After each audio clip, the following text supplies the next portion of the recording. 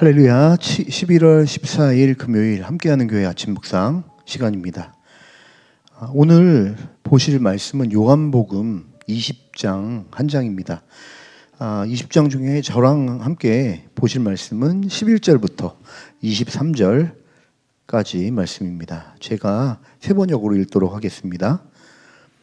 그런데 마리아는 무덤 밖에 서서 울고 있었다. 울다가 몸을 굽혀서 무덤 속을 들여다보니 흰옷을 입은 천사 둘이 앉아 있었다. 한 천사는 예수의 시신이 놓여있던 자리 머리맡에 있었고 다른 한 천사는 발치에 있었다. 천사들이 마리아에게 말하였다. 여자여 왜 우느냐? 마리아가 대답하였다. 누가 우리 주님을 가져갔습니다. 어디에 두었는지 모르겠습니다. 이렇게 말하고 뒤로 돌아섰을 때에 그 마리아는 예수께서 서 계신 것을 보았지만 그가 예수이신 줄은 알지 못하였다. 예수께서 마리아에게 말씀하셨다. 여자여 왜 울고 있느냐? 누구를 찾느냐? 마리아는 그가 동산지기인 줄 알고 여보세요. 당신이 그를 옮겨 놓았거든. 어디에다 두었는지를 내게 말해주세요. 내가 그를 모셔가겠습니다 하고 말하였다. 예수께서 마리아야 하고 부르셨다. 마리아가 돌아서서 히브리 말로 라부니 하고 불렀다. 이것은 선생님이라는 뜻이다. 예수께서 마리아에게 말씀하셨다. 내게 손을 대지 말아라. 내가 아직 아버지께로 올라가지 않았다. 이제 내 형제들에게로 가서 이르기를 내가 나의 아버지 곧 너희의 아버지 나의 하나님 곧 너희의 하나님께로 올라간다고 말하여라. 막달라 사람 마리아는 제자들에게 가서 자기가 주님을 보았다는 것과 주님께서 자기에게 이런 말씀을 하셨다는 것을 전하였다. 그날 곧 주간의 첫날 저녁에 제자들은 유대 사람들이 무서워서 문을 모두 닫아 걸고 있었다. 그때 예수께서 와서 그들 가운데로 들어서셔서 너희에게 평화가 있기를 하고 인사를 하셨다. 이 말씀을 하시고 나서 두 손과 옆구리를 그들에게 보여주셨다. 제자들은 주님을 보고 기뻐하였다. 예수께서 다시 그들에게 말씀하셨다. 너희에게 평화가 있기를 빈다. 아버지께서 나를 보내신 것 같이 나도 너희를 보낸다. 이렇게 말씀하신 다음에 그들에게 숨을 불어넣으시고 말씀하셨다. 성령을 받으라.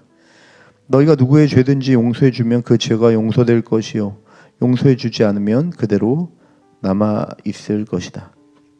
오늘 본문은 부활하신 이후 안식 후 첫날 막달라 마리아와 예수님과의 대화가 나오는 장면, 또 부활하시고 나서 제자들과 예수님과의 재회의 장면을 그리고 있습니다. 부활하신 예수님은 부활하셨습니다. 이 부활이 어떤 의미가 있을까요? 죄와 사망의 권세를 이기셨다는 데 큰 의미가 있습니다. 죄로 인해 우리는 죽을 수밖에, 영원한 심판의 자리에 있을 수밖에 없었지만 예수님은 죄와 사망의 권세를 하나님의 말씀에 순종함으로 십자가 그리고 부활로 그 권세를 이기셨습니다. 그리고 이것은 다만 예수님만의 부활은 아니죠. 예수님을 믿는, 예수님의 십자가 부활을 믿는 모든 성도들의 부활의 첫 열매가 되어주었습니다. 예수님만 부활할 것이 아니라 예수 안에 있는 모든 성도들이 예수와 함께 부활에 참여하게 되는 문이 열렸다라고 우리는 예수님의 부활을 정의 내리고 또 믿게 될 줄 믿습니다. 또한 예수님은 이제부터 죽음이 아니라 영생의 문을 부활을 통해 여시게 되었습니다. 성경에서 말하는 영생이란 무엇입니까? 하나님과 영원히 함께 사는, 영원히 연합하는 하나님 아버지와의 관계 회복을 이야기하고 있죠. 이 부활의 결과 예수님은 17절에 제자들에게 이렇게 말씀하십니다. 내게 손을 대지 말아라. 내가 아직 아버지께로 올라가지 않았다. 이제 내 형제들에게로 가서 이르기를. 요한복음에 처음으로 등장하는 단어입니다. 내 형제들에게. 요한복음 15장에는 제자들을 바라보면서 형제라고 얘기하지 않습니다. 나의 벗이라고 이야기를 하고 있는 모습을 볼 수 있습니다. 형제라는 단어는 예수님의 부활 이후에 처음으로 쓰시는 단어입니다. 예수님의 부활의 결과가 무엇이냐? 예수님과 한 형제가 되었다라고 예수님은 표현하고 있는 것을 오늘 본문 17절을 통해 말씀하고 있죠. 그러면서 또 이렇게 이야기하십니다. 내가 나의 아버지 곧 너희의 아버지, 예수님의 아버지인 하나님 아버지가 이제는 그들의 아버지, 동일한 아버지가 되신다라는 얘기를 하고 있는 것이죠. 부활은, 그리고 부활에 참여했다는 것은 주님과 한 가족이 됐다라는 의미입니다. 그래서 이제는 그 부활의 결과 예수님이 누리던 영광에 함께 참여하는 한 가족이 된 것이죠.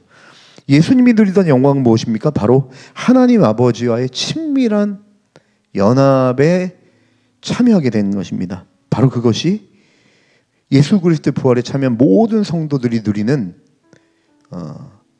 예수 그리스도의 영광인 것입니다.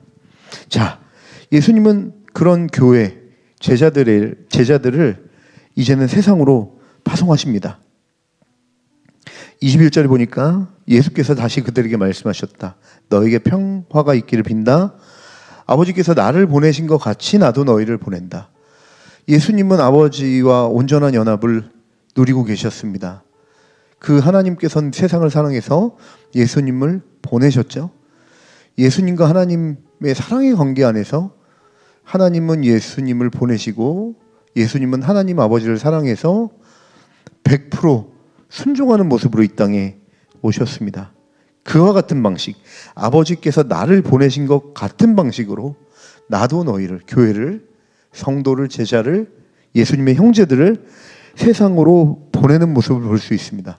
우리가 십자가와 또 부활의 결과에 참여한 성도가 되었다면 이 땅에 남아있는 사명이 있다라는 것을 예수님은 말씀해주고 있는 것입니다.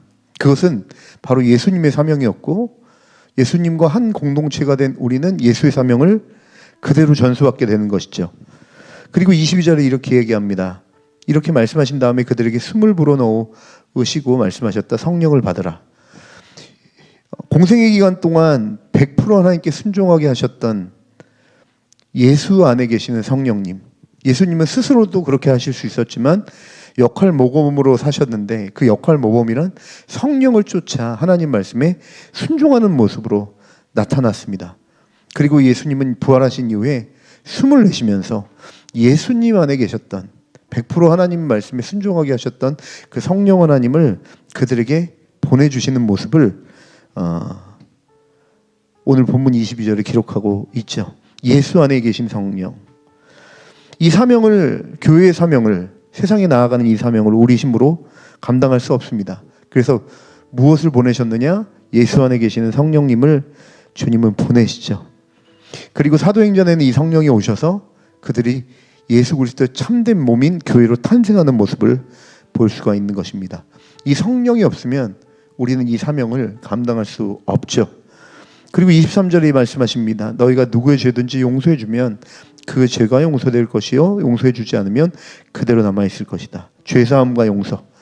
이것은 무엇을 뜻합니까? 예수님이 제자들을 용서해 주신 그 사랑을 이미 제자들은 알고 있고 경험했죠.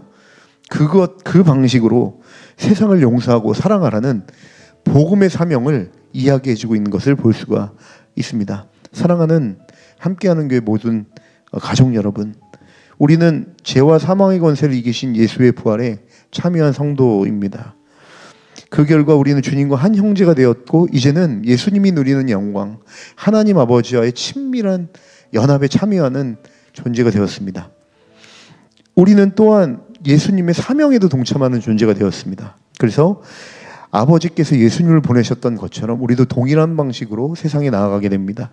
그것은 세상을 사랑으로 온전하게 품으며 성령의 능력을 쫓아 그들을 예수께로 인도하는 이 사명을 감당하는 존재로 남아있는 것이죠. 우리가 진정한 기쁨과 만족이 어디 있습니까? 바로 이 예수 그리스도의 영광과 사명에 참여할 때 우리는 비로소 정말 예수님이 하나님 아버지와 누릴 수 있었던 그 연합과 친밀함에 참여하는 세상이 줄 수 없는 즐거움과 영광을 맛보게 될 것입니다. 오늘 하루 성도로서 회복된 부활의 능력에 참여한 교회로서 이 즐거움과 이 영광에 참여하고 주님과 동행하게 되는 그런 하루 되시길 주님의 이름으로 간절히 축원합니다. 기도하시겠습니다.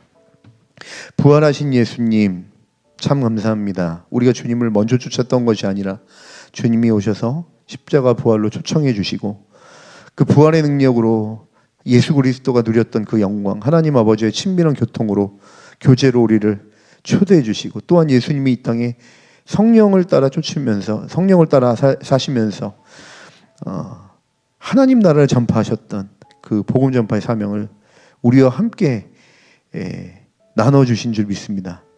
우리가 이 일들 통해 정말로 주님을 깊이 알고 또 하나님의 능력을 온전하게 경험함으로 이 세상과 주님 사이의 온전한 다리 역할을, 이 사명을 잘 감당할 수 있도록 성령의 충만함을 날마다 허락해 주시고, 이 일을 통하여 우리가 복음을 더 깊이 알아가며 예수님과 더 깊은 친밀함과 연합을 경험할 수 있도록 도와주시고 인도하여 주옵소서.